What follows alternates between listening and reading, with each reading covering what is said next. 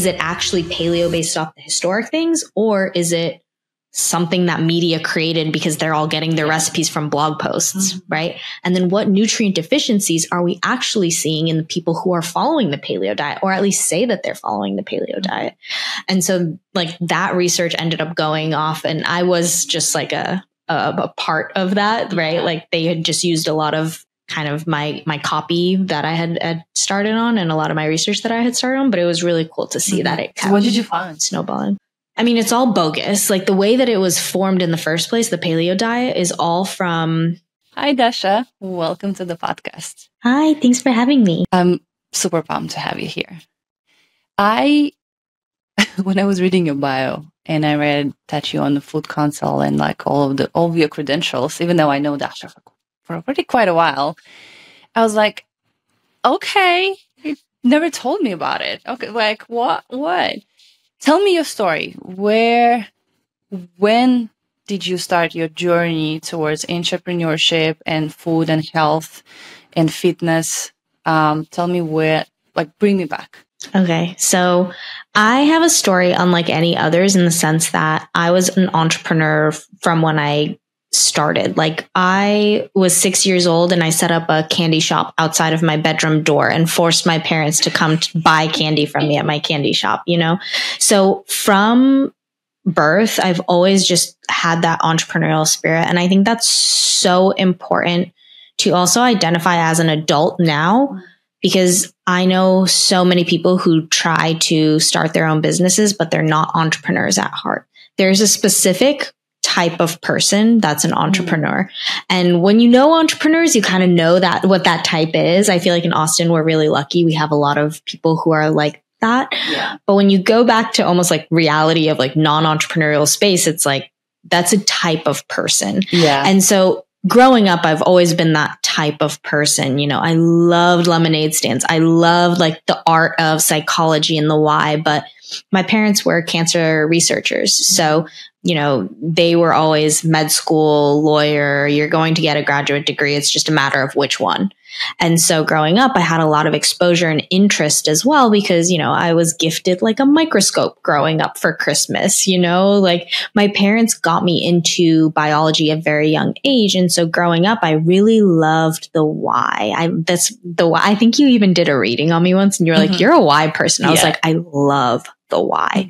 So understanding biology and cells, like that was my like kryptonite. So I had all this experience in high school. You know, I had to go to grad school. I knew that it wasn't just undergrad, it was grad school.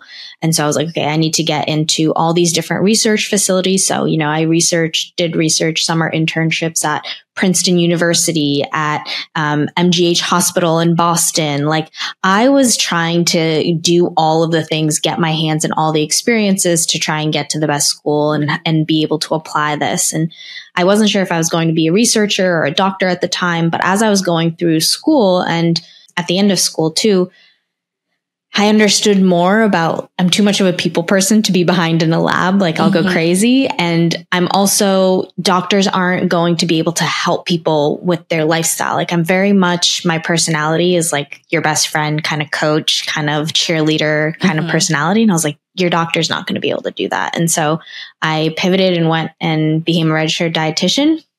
Growing up, I had been a dancer, and that was like, I did all the sports, right? I did all the sports. I was a dancer competitively-ish.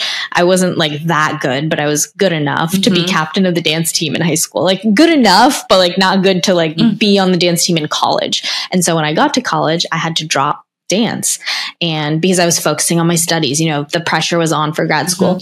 And I didn't have any outlet for a routine, and I thrived as a child on routine, going to school, doing my homework, like doing extracurricular activities, like, you know, from a Russian family too, like we do structure, order, routine. And so getting into college, I needed an outlet. And that's when I got into fitness, because I was like, cool, I'm really loving biology and understanding how we eat, how we train, how our muscles change.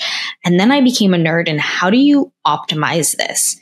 Because my parents were cancer researchers, right? So I was like, okay, how do I one up someone who's learning how to cure cancer? And so I was like, And I know that at the deep of it, I wasn't actively thinking this, but I was just like, how do I do better than that? You know, how do I do better for the next generation? And I was like, okay, well, how do I empower people with the tools that they have, which is what they eat, what they put in their mouth, and how they move their body? Like, everyone has full control over that.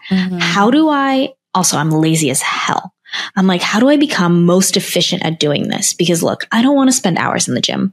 I don't want to spend all this time. Like, I'm not going to be a beginner. Like, I want to be an expert, get in, get out, get exactly what I need out of this, and like learn how to do it. The same way in the gym. Like, I don't understand people who like 2 hours in the gym. Yeah. Or like doing specific exercises where they're like, you know, VO2 max training or stuff like that. And I'm just like, great. Not my goal, not my longevity goal, not what I want to be doing. So I became really fascinated in the research and the biochemistry and the physiology and the kinesiology around all of these topics. And that's kind of what crafted that. And then I was in college, I started an Instagram account sharing my experience, right? So I was like going to the gym and this is what I eat. Like, Instagram was just starting aroundish that time, probably 4 years prior. So I was sharing my journey and everyone was making fun of me, bullying. I was crying. Really? Yeah. Because my friends, they were like, what are you like? Not my friends, but my boyfriend's friends. So they were like, what is she doing? Like, sharing her food on social media? Like, that's so weird. Or like her flex pose. Yeah. And so right now is the thing. Yeah. And even him, he was like, I don't really want you to do that. Like, you're going to blow up and be a big social media star and let me go. And I was like, insecurity, huh? Yeah. Like, insecurity on him, but also like, I was growing. Like, I was just like, I didn't know how to handle emotions really. And I was just like, whoa, this is like a lot, but I kept doing it. Yeah. Like, I kept going. Your intention was pure. Yeah. Yeah. Like, I loved it. Like, show people and lead them by your example. Of course. So like, when somebody tells you, hey, no, you have to stop it, you go, what? Why? I'm doing a good thing. Yeah. I was crying because I didn't understand the emotions around it. I was like, I'm having so much fun and people are hating on me for it. And like, I'm helping other people and I'm building community and I'm interacting with people. It's so fun. Did you break up with him? Yeah. Well, no, but we were in a really long relationship. That was my longest relationship. Yeah.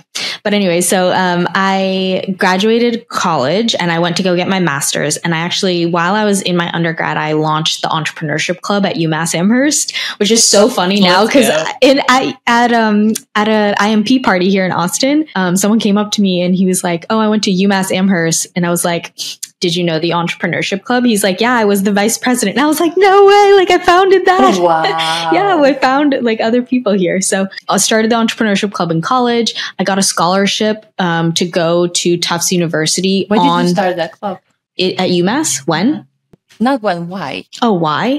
I was an entrepreneur at heart. Like, I loved business, but I was studying all science and biology. And I was growing this social media channel.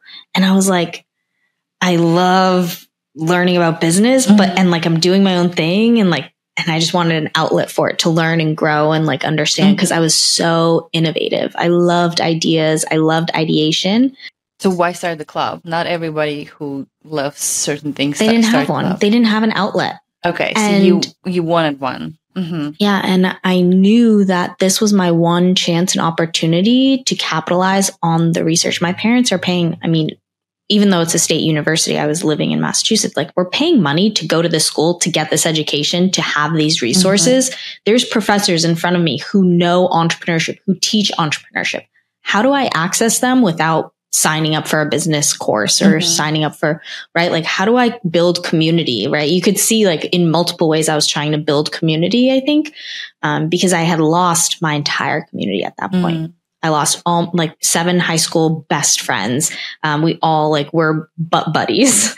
And then I went to college and I lost dance and I lost my friends and I had to start something new. And it was like, I was just grasping on how can I build community back up again for myself?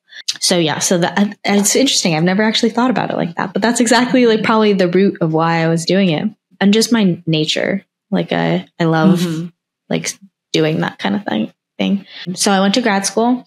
Started in grad school, became super fascinated because I was going through my own gut issues at the time.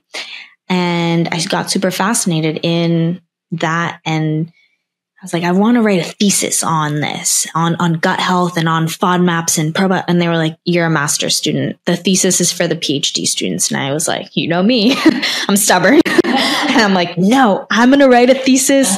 And so I was the first student at Tufts to defend a thesis as a master's student.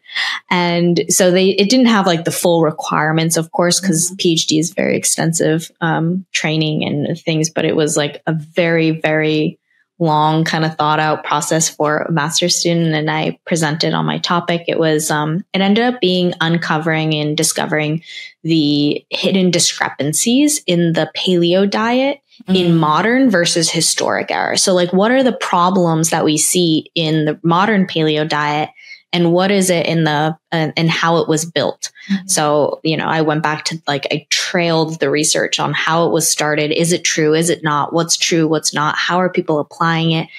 I published a paper on it. And then I had 2 other publications that came as a result of it, where the university and different teams started using big data from science.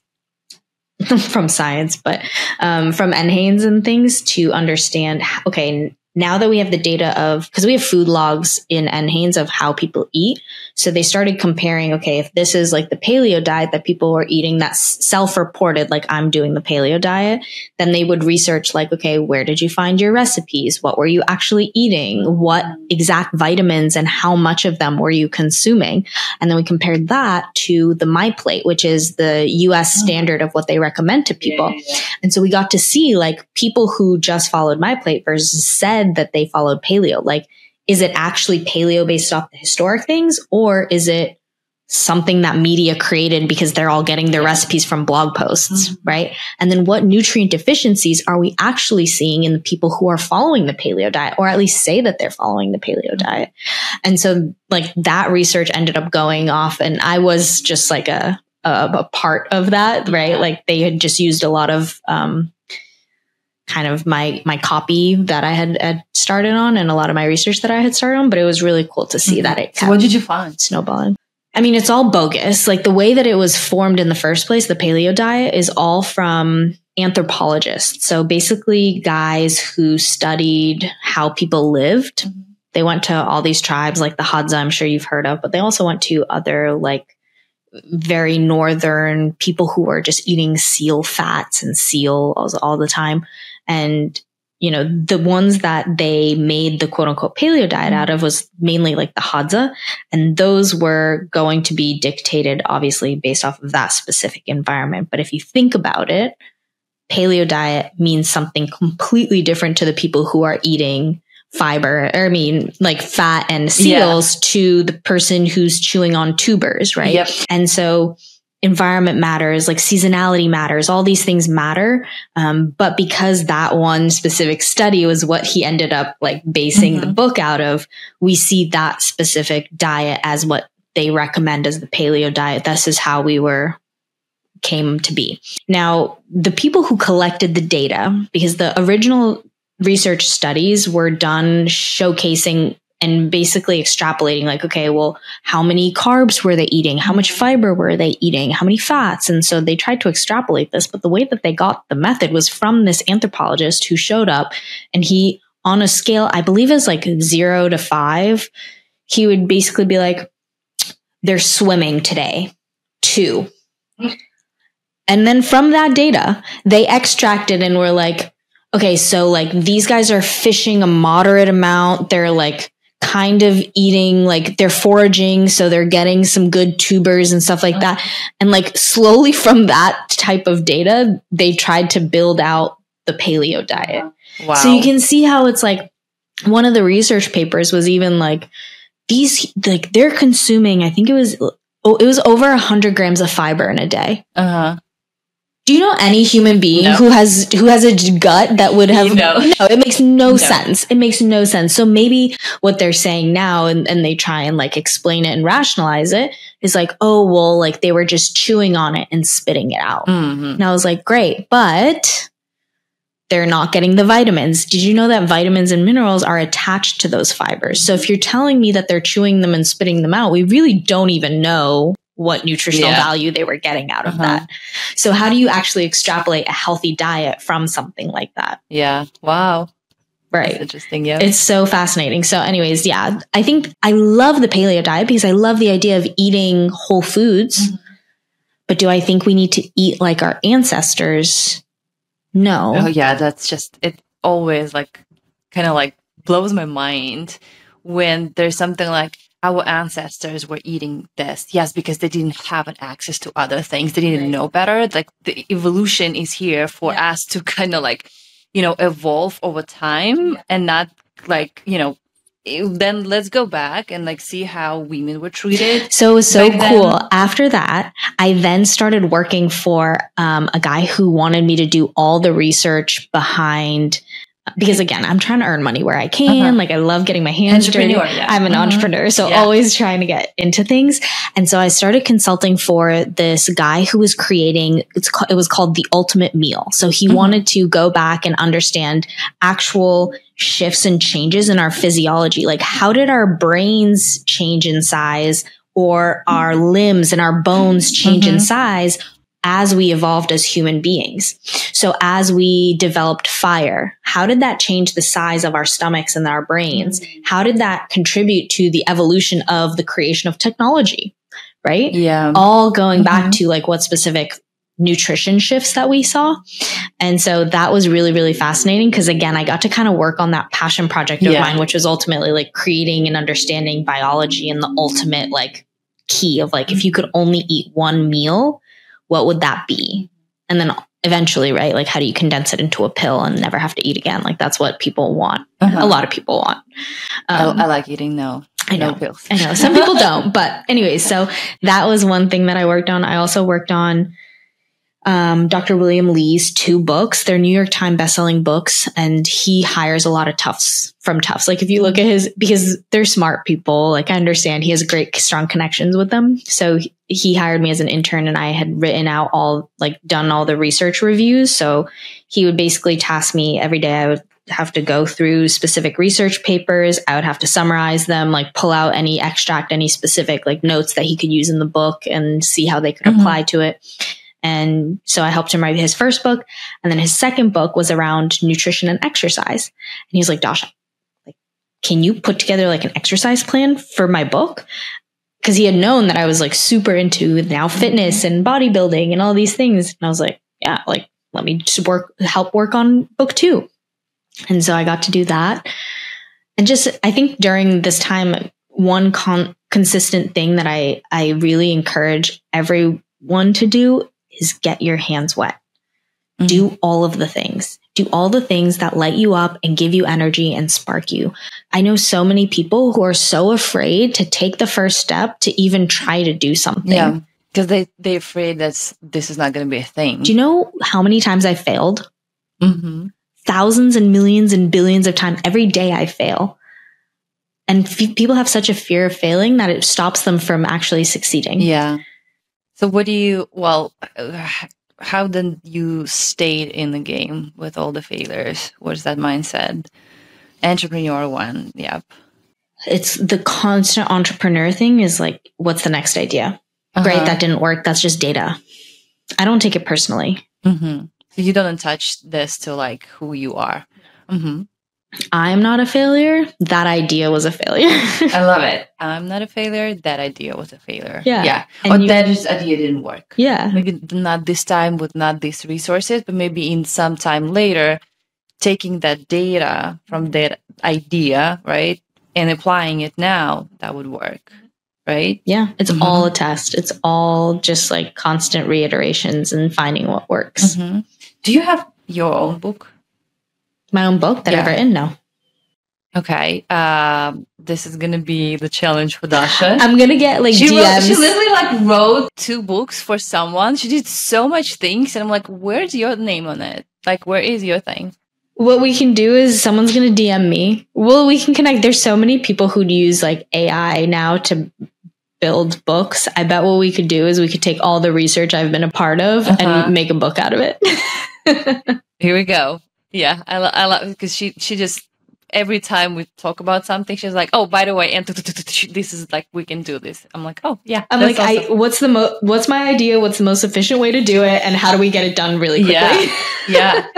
Because that, I mean, I don't know how, like, I think book is just like that, legacy leaving behind yourself. Like, what is that? He's like, I mean, I don't know, like, tell me in comments, but I'm listening to you right now, even though I know you for so long. I'm like, what? She never told me this. Why? Like, where is the whole, like, yeah, that's not like bravado kind of thing, but like, yeah, that's fascinating, girl. Like, it's just crazy. Yeah, I think everyone has their stories and everyone has their purpose and their journeys. And this is why this platform is so awesome and amazing. And what you do is so amazing is because sharing it and getting ideas and inspiration from other people is what helps motivate everyone to become better. And I think that's one of my main goals, and who I like to surround myself with is just people who are driven to continuously progress, give, and grow together. Okay. I love it. So we stopped at, you wrote all the books. I love that. How did you come to your own thing? Like, when did you have that idea? Like, oh, this is what I want to do? Because it's evolved also over time. Like right now, it's a different also like avenue in your business. So tell me more about that. So I had been building up just like over 6 years at that point, like posting every day consistently on social media, on Instagram. I graduated, getting my master's, decided I want to be a dietitian. So I needed to complete a few other like summer school classes that I would take, or like extra classes that I had to take here and there on top of it. And then, sat for boards, did my year-long internship and clinical rotations as a dietitian. But by that point, I had been posting every single day since Instagram started. And at that point there were like, I had never bought a following. I had never paid for followers. But because I had started so early, it was like in the days where like those like bots and spams would follow you. And so somebody just gives you hey, this is how we can work with you. And I never even did that. It was just more so like I would get random follows. You know how if you have an Instagram, like, that like if you post consistently, you use the hashtags, like people just followed you over time, So I had grown a following, and so it became really easy for me to just sell to them because I had been sharing my exact journey for years and years and showing them like, hey, this is what I did. This is what I've been working on, right? Like these are all the cool projects that I was a part of. People saw your journey and your transformation. So the loyalty and the trust was there. You weren't like jumping from one topic to another. So you were consistent on just showing that same thing that you're passionate about. Yeah. And they're like, of course. Right. And so when I launched like services, it became really easy, really natural. And by that point, I had been working with people like a personal trainer. I'd become NASM certified way, way earlier. So I was doing like basic things already online, but as a dietitian, now I can, add on specific, more medically tailored therapies and help, and started doing stool tests on people and Dutch tests and hormone tests. And just because I had such an amazing foundation in my education, like I was able to get it a lot clearer than a lot of people who didn't understand how cells worked. Like I had that foundation, and sure, people tell me all the time, they're like, I never needed to go to college to make multi 6-7 figure business. And that's true. You don't have to, but the results I get from my clients is what I really want at the end of the day. And so my goal is to help as many people as possible with their health and make as much money doing so. So having that, knowing, great, I can help them deeper. I can do this more now. Then I started training other dietitians on how to do it. Cause I was like, great, how do I help even more people than just one-to-one or like hiring other dietitians within my company? It's like, no, let me train everyone on these systems that I know are working, because I have the foundational knowledge, and I'm going to structure it in a way that teaches you everything.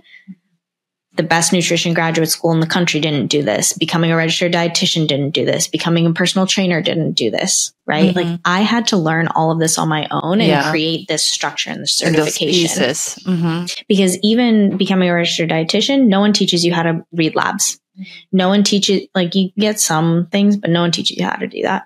No one teaches you as a personal trainer how to manipulate macros or, do certain. Oh my God, those certifications are like so awful. They're so basic. They're so basic. Yeah, you're never going to learn what you need to know. Like and you so need to go, like when people also ask me like, can you like tell me what certification to take? I'm like, yeah, you can, it doesn't matter. To be honest, like take the easiest one just because they're all kind of the same. The very hard one was National Strength and Conditioning Association. And the questions where I'm like, if I at that moment, like my boyfriend was a physical therapist, if I just didn't shadow him all the time, I'm like, those are not questions for fitness coach. Like those are like very deep physical, like, so don't go and take that. But you need to be in the field. Like literally you need to train, do every exercise, be very in tune with your body. And just it's both. You need the education, but you also need the application. Yes. And that's, I think, what makes our certification stand out. It's like, here's exactly the physiology, here's the protocol, and here's how we're going to apply it. And now I'm going to repeatedly apply it for you. So you have so much experience. You understand the basic foundations. You have exactly what to do. And now let's repeatedly test that for you. And so we do that on every single gut health marker, hormone marker, etc. So the hormones course, for example, is like progesterone, estrogen, testosterone, cortisol, thyroid levels, etc. Each one high, low, high, low, high, low. Great. Lab comes back. High testosterone. Great. Go to that module. High testosterone. This is what you're going to do. This is why it's happening. These are all the different reasons. Great. Now learn how to apply it. Thousands and thousands of times. So that's how I structured all my courses. The first one is gut certification. Second one is hormone certification. The third is going to be your training, your advanced programming. So it's like, great. Now someone comes to you with this problem, with this problem, with this problem. Here's how you would craft a training program around that. And here's how you would do an exchange program or an example day of eating or a meal plan. And so here's pre and post pregnancy. Here's autoimmune conditions. And so it kind of wraps everything together. I love it. It's like the best baby. I don't know, who is that? Angelina Jolie and Brad Pitt, like the beautiful baby of like just best worlds. So who are your competitors? Is that like ISSA, NASM? No, not even, because they're very base level. Very base level. So, okay, so you're like above that. Right? A little more, I would say. It's funny because it's not that advanced. I get a lot of feedback that I do a great job at dumbing down topics, like being very efficient in how I teach and very structured so that it makes sense. Kind of like Hormozy does a really great job at this as well, where it's like very structured, very rational. Like you're like, okay, I get it. And I get a lot of feedback that I do a great job at that on these certifications. And so I think that's really the difference between me and all my competitors. I don't really care what they do. I know that my certification does the work better. Yeah. And so if, let's say I am right now like a fitness coach, or I want to become one, and nutritionist, right? That's what you're going to give like as a certificate, right? Gut certified, hormone certified, programming. And if I go and want to work with people, that's what, if I show this, that's pretty much legit, right? Ooh, awesome. We have 32 CEUs from the Academy of Dietetics for our certification. Love it. Each one. So if you wanted to get all 96, you could. Absolutely love it. So everyone who is on that journey, we're gonna link the link below. Yeah. And that's the most fun part is I've seen clients of ours who are like, holy crap, you've changed my life. How do I do what you do? And then they take the course. Yeah. And even with they have no background in biology. They're like, I'm an accountant. I have literally zero biology background. And they still go through the course and they love it. And they're able to start making a business out of it. I love it. Wow. Look, that's just amazing. Yeah. How many students do you have so far? We've done like 7 cohorts of this probably by now. But each cohort's between 15 to 30 people. So the next one's going to be in September 7th. Okay. How is that part now? Are you working with clients still? I know that you have some coaches. How do you balance it up and like with your personal life too? Because we've done some readings before, and like I know that you were also like shifting towards more of like the feminine flow, kind of like more rest, a little bit more flow in your life. Tell me more about that. And she's like, Let me tell you about what happened during that time. So I just got diagnosed with IBD, which is inflammatory bowel disease, which is my second autoimmune condition. I know you have one as well yourself. The fatigue that I had leading up to that point, I had also gotten COVID. I was like, this is not me. Like this is like, it's 10 a.m. for those of you who are listening and watching to this. Like I am up and at 'em every morning. I texted you this morning. I was like, hey, I woke up at 5:30 naturally. Yeah. Would you like to start earlier? Yeah. And I'm like, sure. Yeah, we can do that. I mean, granted, my nighttime routine, people are like, do you want to go out at 6 p.m.? I'm like, oh, hell no. I'm like, 6 p.m. I'm already getting like ready to bed. Like, I'm going into my lying down routine. But anyway, so in terms of the feminine and the balance, business wise, like I have it structured, and a lot of times I'll hire people who have gone through my certifications because they know how I teach. They have their practice. I know for a fact they weren't trained by some functional woo-woo whoever who's going to be. I'm not about putting people on thousands of supplements and giving them thousands of tests. I think that's a scam. My training is in Western medicine, right? So I know what works pharmaceutically, which is going to save your life. Yeah. And I also know what's pretty much being applicable to the Gen Pop. That's, not that severe of a case. Yeah. And so I like to say I'm kind of in the middle where I will give you brutally honest where you need to go. And so it's really important to me to hire RDs and coaches under my team who understand and believe in that same system. So I hire a lot of times people who have gone through my certification. And so I believe in them. I know I've coached them well. I know that I trust everything that they do. So I have coaches who take on most of our clients. I do have a handful of VIP clients and they have access to my WhatsApp. Like I'm calling them whenever I want.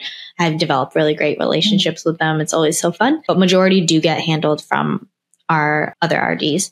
On this side, on the certification side, I give them the lecture, it's recorded. And then once a week we have an hour call. So it's very like both of these systems are quite scalable. So I do have a lot of time and I do get to have a lot of fun with the ideation and the systems around things. In terms of the feminine and my journey with getting sick, during that time I got sick in March and we had that reading, I think April. And I was like, I'm so sick still. And I'm just leaning into it. Like I'm leaning into balance. I'm leaning into giving my body rest if it needs to. And I've always been like that throughout my life, but it was really confusing at that point because I hadn't gotten my diagnosis yet. And I was like, I feel really weird. Yeah. Like you probably went through the same thing where you were just like, I thought it was cancer. Like, you're just like, something is off completely. Yeah, something is really off. But if my body asks me to rest, I'm leaning into it. Like, hell no. I've done this thousands of times with other people. I know what happens if you fight against it. It's going to be 10 times worse, much more eruption, etc. So I leaned into it. And at that time, I was just like, let me go relax. I went on like a spontaneous trip. I was just like letting go, relaxing, doing what was best for my body at that time. And even as an entrepreneur, even in healing and in health and wellness, there are seasons. And so you're going to have a season of leaning into the feminine and doing that. And as you become more attuned to you leaning into your feminine and you leaning into your masculine and showing up as a leader, you start understanding the dichotomy between the two. And as you have more practice in these seasons, you start to learn how to switch them on and off faster and better. Yeah. So I think that's kind of the lesson in the journey of that era too. It's like, I know when to balance and I know how to balance more and more as you continue having these ebbs and flows and seasons, which naturally happen for everyone. Yeah. I think it's just being really intentional about being reflexive about it and knowing knowing what worked and what didn't work, looking at it from like that analytical mind. Would you say that you started with more, and like, just for those who think about like feminine, masculine, it's not either or, they always just like women, we are as naturally like more on the feminine side. But when it comes to, building a business, right? It's or more, having all fours on your chart, which I don't know what that means, but you know what that means. Yeah. And it's like, you were like, oh girl. Yeah. But it's more like, decisive leadership, like goals and like 1, 2, 3, 4 systematic, right? So that's a lot of like masculine just energy, because that's great. Like you just, approaching this from the perspective of, yes, this is what I want to go. Like, this is my purpose. This is where I want to go.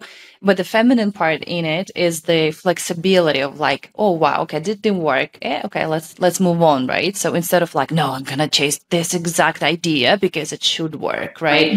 Or, oh, well, okay, so this deal didn't come through. But maybe that's what contributes to my like failure. Whatever. We'll do it again next time. Yeah. It's not like, yeah. Would you say like in the beginning, this is probably mostly for maybe women who are listening, right? Because I have my own opinion on that. And maybe I'm just not there, or I just don't understand. Like I can't comprehend that like information where I hear like just attracted from like the loving heart, and I love it to like as the idea of the energy. I always like, I think that's very important for you to have that. But when it comes to business and building that, just thinking about it, it's just not gonna work, because somebody will do it in this way, and I think business in general as the foundation, you build it. Like there has to be a system, structure, a plan. You can then like hire anyone when you don't have the system. Like how are you gonna delegate anything, right? And I feel like that's the building part is the masculine, And I'm not saying grind, hustle, and die, like not in this capacity. So like interact with your feminine when you need so, like you said, right? Like rest up a little bit, when like listen to your body. But then when you're growing this, that's where that feminine comes in more into the playfulness, more creativity with ideas, and creativity with ideas also, very important in business to have, right? So tell me more about like the beginning of your business. Did you feel that it was more like of that, masculine energy? And then how did you progress towards like playing with feminine? No, I think I've always had both, because just like you said, almost like in my charts, I'm very systematic and structured in everything I do, routine, etc. So that came naturally to me, especially coming from a Russian background. Yeah, that's another thing probably. Yep. That's our specialty. Brother with a Russian dad and mom and dad. So structure came naturally to me, always has, and the creativity has always come too, because like I said, I was a dancer and like idea, like, so I have kind of had both throughout. Was it a time when you're like, I don't want to do that, or like, oh my god, I'm so tired? Every day. I always say entrepreneurship is not for the faint heart. Like you wake up and there's a new fire every day.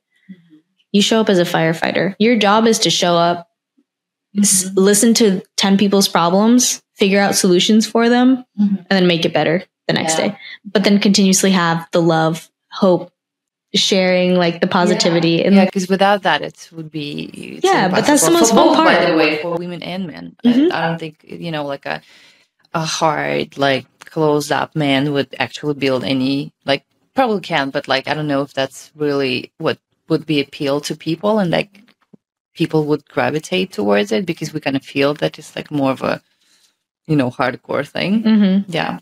So where do you see maybe your business growing? Like, what is your idea or vision for what was the next step for you?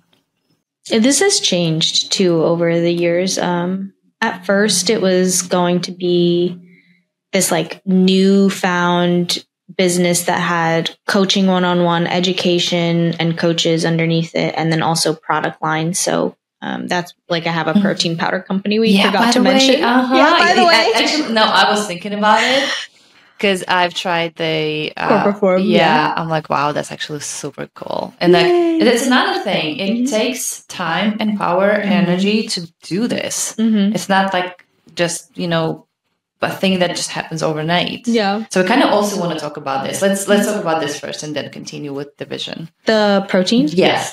Okay. So I launched the protein powder because I was going through my own gut issues. I couldn't digest whey, but I was also really into fitness. So I was like, okay, I need a solution on the market. There was nothing. They're filled with gums at the time. Like Orgain was just coming out with something, or like Vigo was like the first one, and it was trash. I remember putting it in my water bottle, shaking it, drinking it, and actually opening my door and like that is so disgusting. How do people drink that?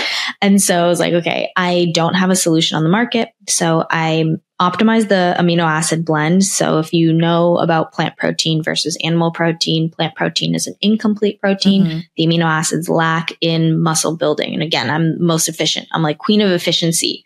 So how do I get the same amino profile as animal? And so I did all the research. Like I got a proprietary amino acid blend, and I took this and I was like, look, none of the protein powders on the market are doing this. They're all filled with gunk, gums, heavy metals, and they don't have an optimal amino acid profile. So I took this, I reformulated it, made sure it had no gums, no artificial sweeteners, no heavy metals in it. I optimized the amino acid profile, and I took it back to Tufts, and I won their 100K pitch competition for it. I know. It's so great. That by that time, I had already given someone $15,000 and had it stolen to start the company. Because I was a new entrepreneur. I was a female. COVID was happening. There was probably like manufacturing issues with productions. And he took my money and just never delivered product. And so I then went to the pitch competition, and that was like, they gave me, I won out of that 100K pool because there's different categories. I got 18,000 back, I think. And so I used that to recomp what I had just lost, but also to validate like, hey, that wasn't a failure. Like you should actually really keep going with that. Stop you. Yeah. Like it was like, you really need to put this on the market kind of thing. Yeah. And so I used that, and I leveraged, like I said, going to school is so important. I think people keep bashing on education systems, but none of this would be possible without all of my education systems. Like but because you using it. And a lot of people just go and study something that because it's like cool, or their parents told them. You don't pay for the education, you pay for the network. Yeah. And then after that, they're like, I don't want to be a lawyer. I want to be, I don't know, someone else, just completely off track with the lawyer, like, of course, like, then you say, oh, it's just nothing right now. But yeah, well, maybe before you go to college, like always think that was my path. But even then, like, sure, you become a lawyer, but are you super connected with all the lawyers in the space who then can open up opportunity also, for you to get a job? In law school, it's crazy. Yeah. So I just don't think it's a waste. So I launched the protein powder company. So going back to the vision was like the whole idea when I had first launched CorePerform was like, okay, one-to-one coaching, kind of like a Weight Watchers model. That was cool because Weight Watchers is kind of gross. Yeah. It's kind of dead. But I was like, okay, one that helped you with macros and exercise, but also created safe products, not like processed junk, but like stuff that was actually good for you and like validated. And then it would have the education component. So it would teach you more about these kinds of things. So that's how the vision had started. Now it's more so, especially with AI, what we're heading towards is building out like two massive, if you think about it, like two massive hubs, right? I want like a really low ticket, $29.99. We have this core hub model, and you just get workout plans. You get recipes that are all on our proprietary diet protocol. So I've already created from all my education. Remember, I wanted to understand like what's the diet that would be the most effective for the most amount of people. It's not paleo. It's not Mediterranean. It's not histamine. It's not FODMAP. What is it? So I created that. And every month these people get, recipes on it, grocery lists on it, and they get a new workout plan. And so I wanted a community where they could do that. And every single week post their form feedback, get live calls with the registered dietitian, like be super accessible, but also super affordable, right? We're going to link everything below. Yeah, guys. Feel free to join. Yes. It's so awesome. So I want to build this one out. And then I also want to certify a ton more coaches. And I want to basically solve both of these people's main problems, right? These guys want the education, the accountability, the stepping stone to starting their health journey. These guys have the foundation to then take it to the next level, and they need leads.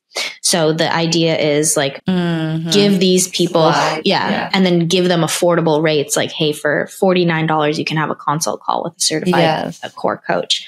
And so give these leads to then the core coaches who can then fulfill on it and make their own business. Like, I'm now certifying you, giving you the lead on how to fulfill in the business. You can live a life worth living by helping people. And so that's kind of the model that we're going towards. And right now we're building out agents and ecosystems to fulfill on that, to automate it.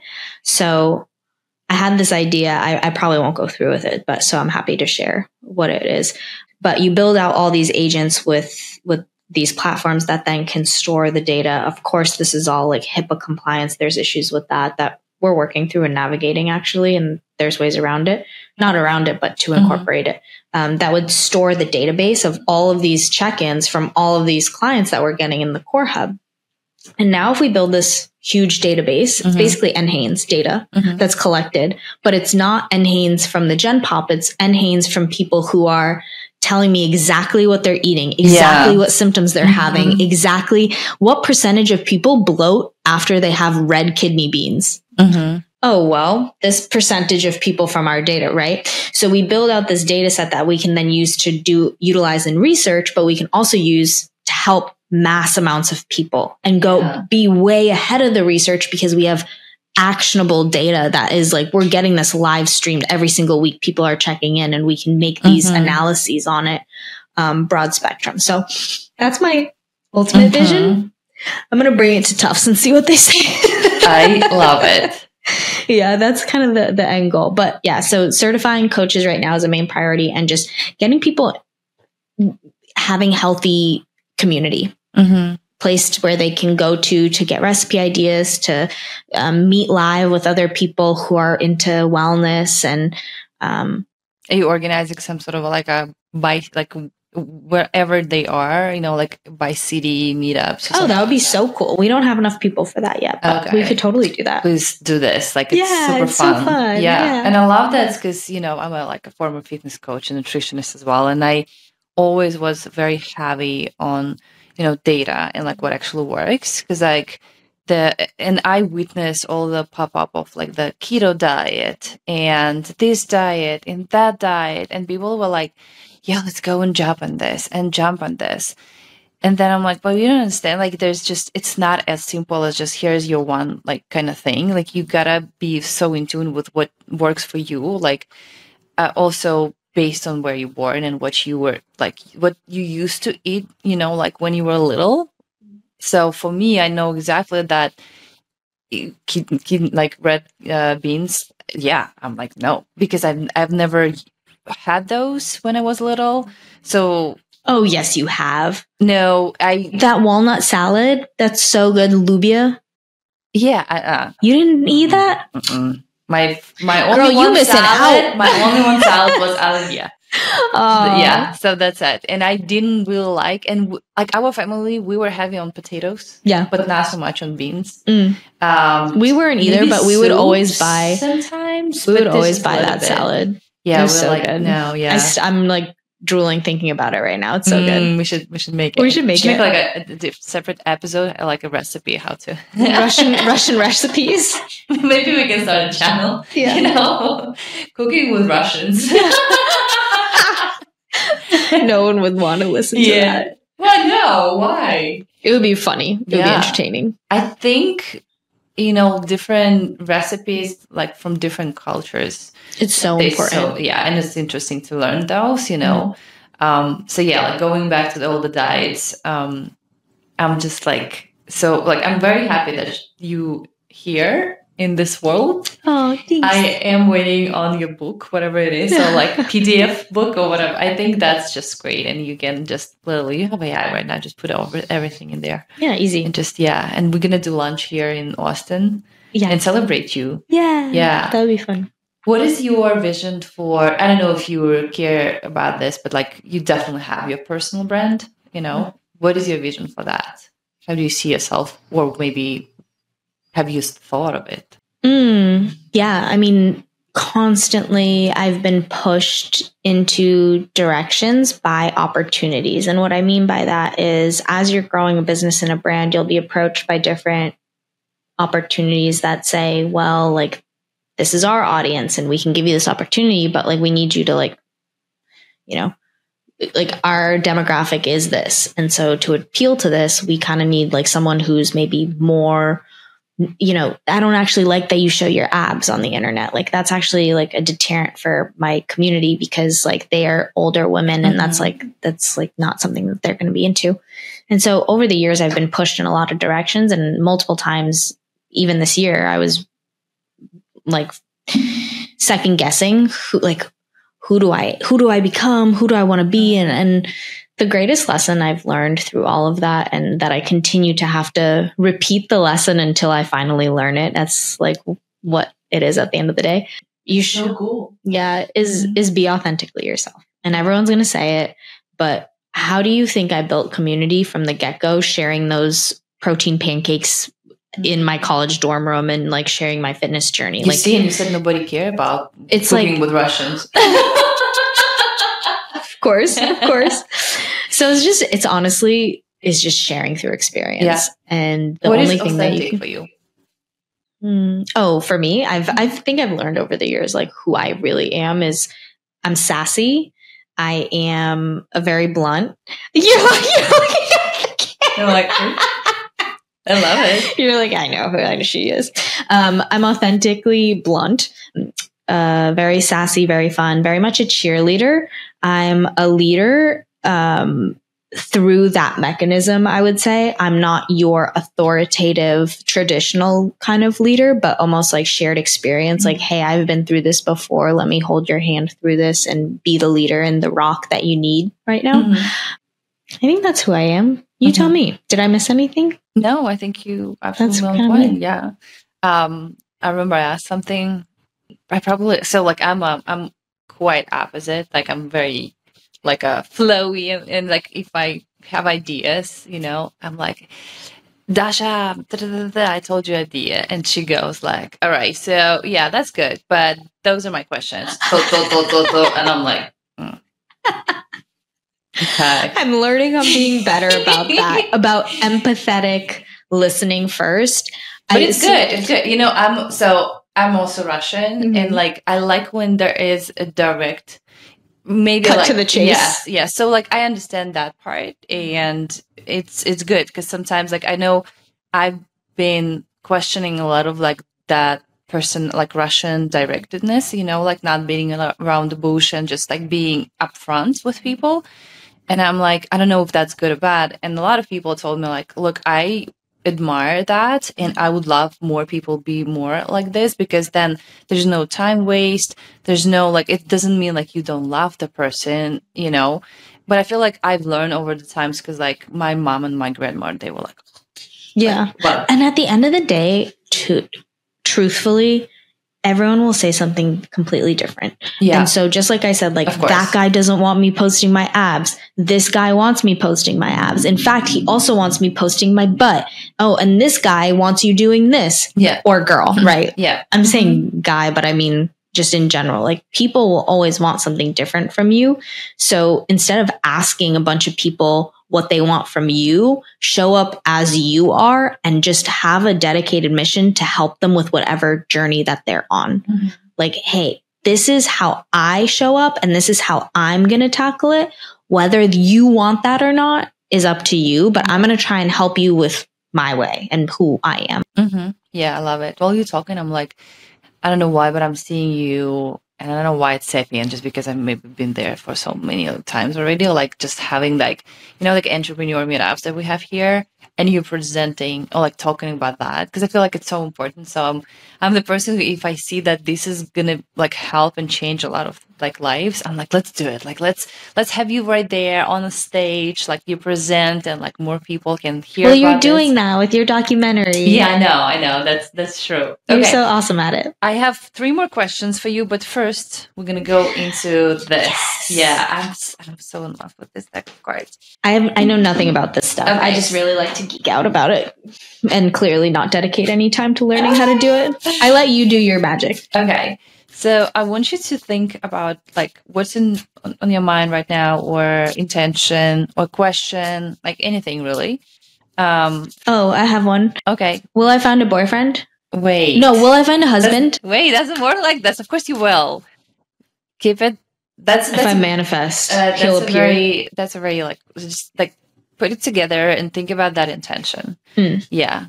Okay, well, it's not going to be that one. So joke's on you guys. I'm gonna do it outside of like a behind. Do I have to first? Do I have to say the question out loud? No, just we'll share it later. Yeah. Okay, so it could be the same. It could be the same. You'll never know. Will. Yeah. No.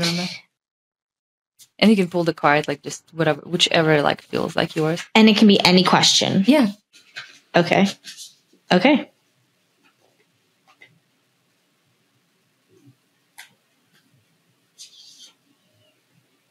All of those. That's so funny. Oh my goodness.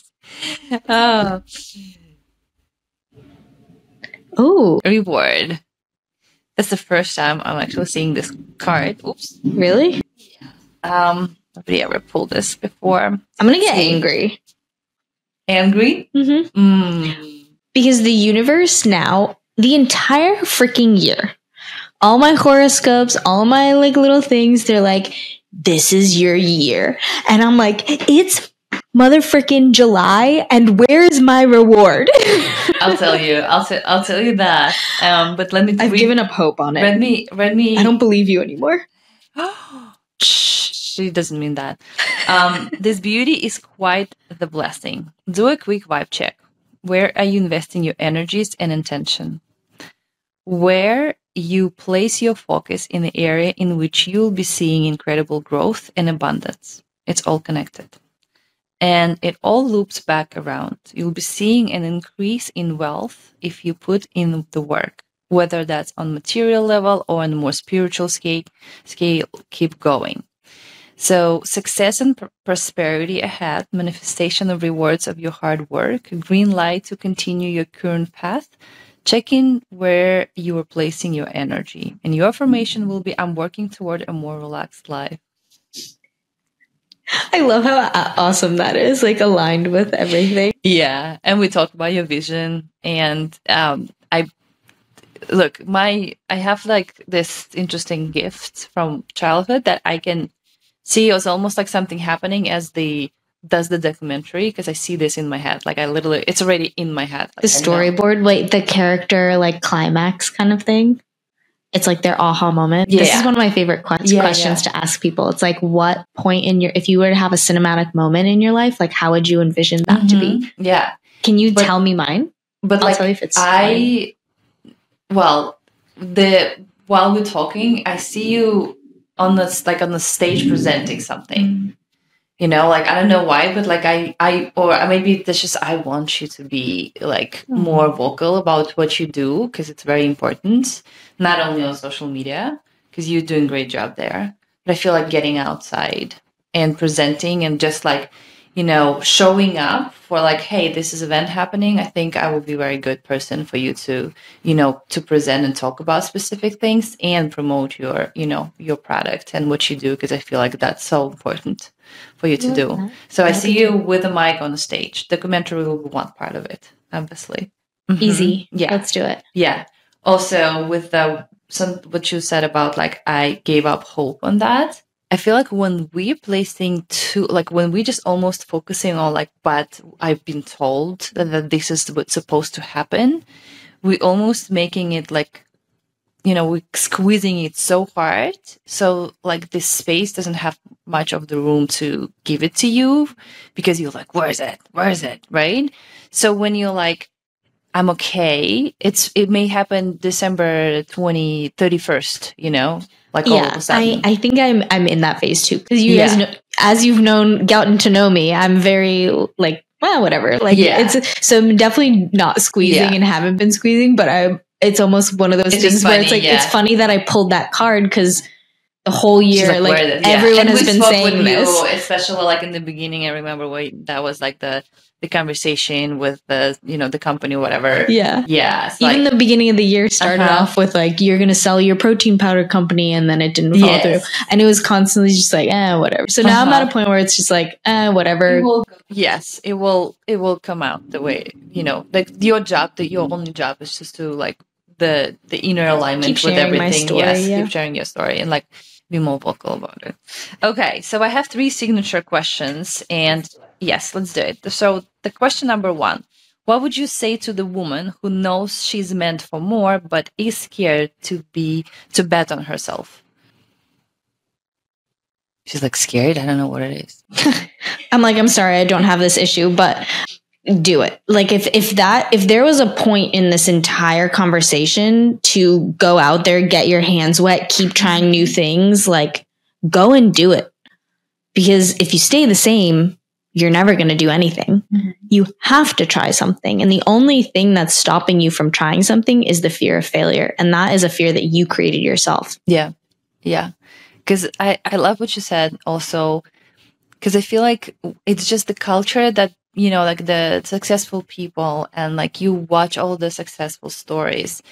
But I know even for myself, deep inside, when something didn't work out, or like I was thinking, oh my God, this is the best idea, like that's gonna work out, and it didn't.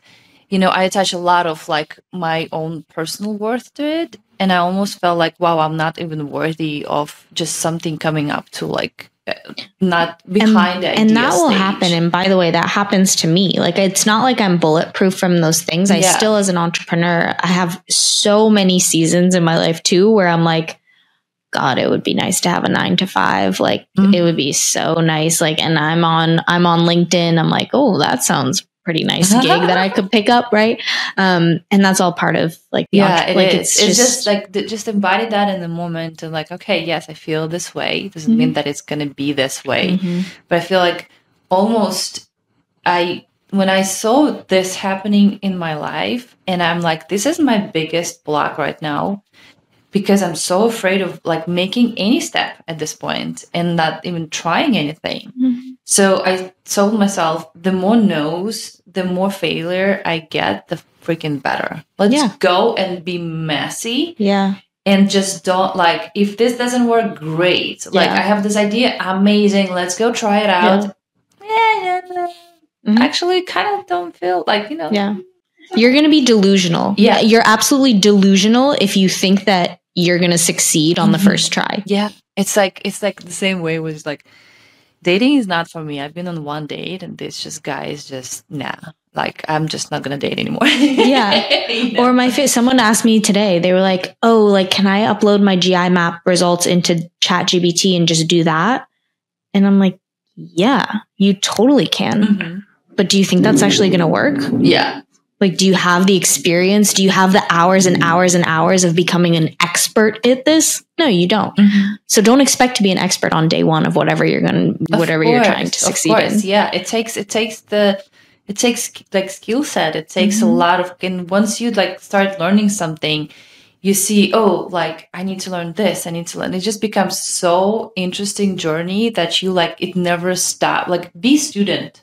Just be students, be curious about what else can you learn, you know, like what things you can, you know, like people you can meet, like new skill set that you can, you know, have for yourself in this journey. And be a why woman. Yeah.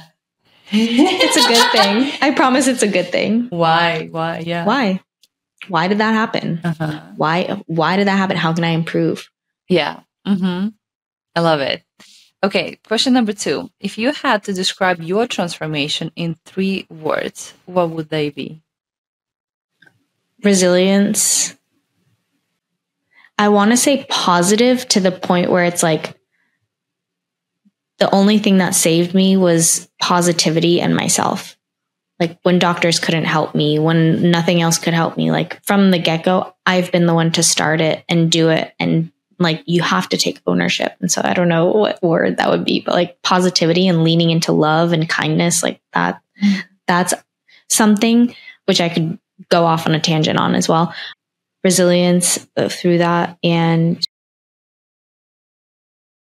it's my health journey that made me care for your health journey, right? It's the fact that I saw and felt the same pain points that everyone else sees. And I just wanted to help more people with that specific pain point. I love it. Thank you for sharing.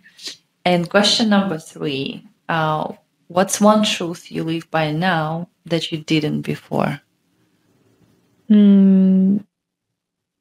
I think just you're enough.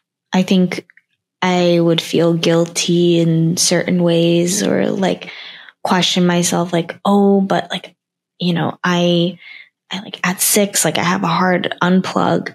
And then you tell that to someone, or like, I don't drink alcohol. And like, you tell that to someone and you're like, you kind of feel kind of weird about being this oddball out. And then you talk to someone who's like, hell yeah. Like, I'm so impressed by you that you get to unplug and you've created a life for yourself, and that you stick yourself to that routine, and that you are a no woman. You don't have to say yes to everything. Yeah. You can have your clear boundaries, and the more clarity and confidence you have in your day-to-day actions, knowing that they align with your true values, that's called integrity. And if you are like true to your integrity, integral parts of yourself, whatever you want to say or call it, like if you live in alignment with yourself, that's bliss, that's love, that's power, that's energy, you know? And so I think, I don't even remember what the question was, but that's one truth. Yeah, that's my one truth.